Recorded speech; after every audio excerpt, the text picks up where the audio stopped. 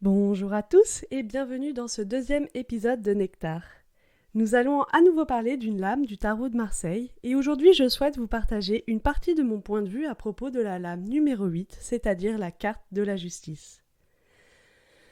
Pour elle aussi, il y a beaucoup à en dire, mais je souhaiterais faire le pont avec le premier épisode de Nectar où je vous parlais de la lame numéro 15, celle du diable ou la symbolique de la matrice.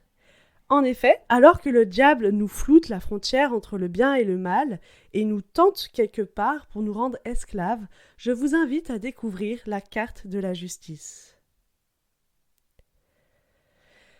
À travers sa posture, le dos bien droit, elle semble très concentrée, attentive aux idées soufflées par le monde spirituel.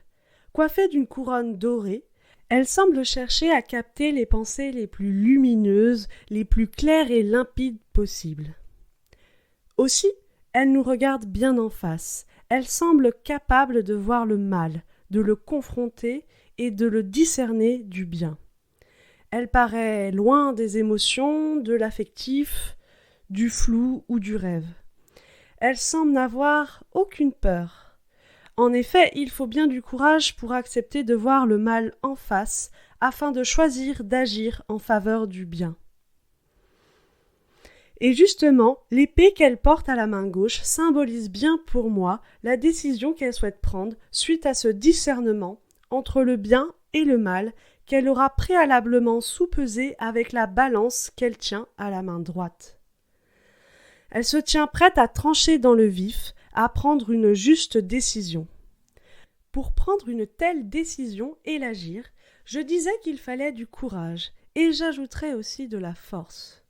Et de la force, la justice semble en avoir puisqu'il s'agit de la lame numéro 8, qui est le nombre de la transformation et de la combativité en numérologie.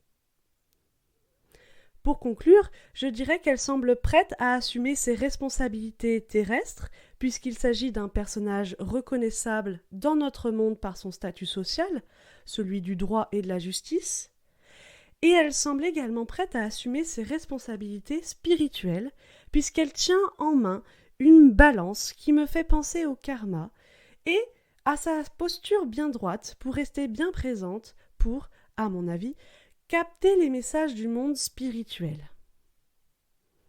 Et voilà, c'est tout ce que je voulais vous partager pour aujourd'hui.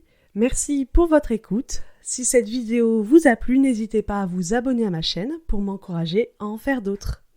À bientôt!